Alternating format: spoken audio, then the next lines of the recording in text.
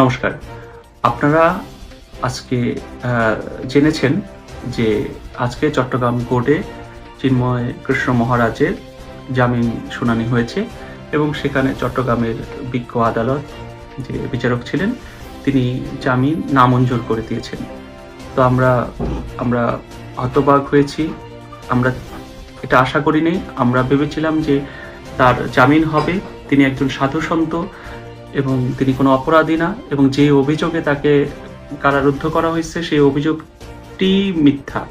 কারণ আপনারা দেখেছেন যে যেই জাতীয় পতাকা অবমাননার কথা তার নামে অভিযোগ আনা হয়েছে সেই নিউ মার্কেটে, সেই জাতীয় পতাকাকে আমরা দেখতে পেয়েছি সে ভিডিওতে এবং সবাই দেখেছেন আপনারা চাঁদতারা খচিত।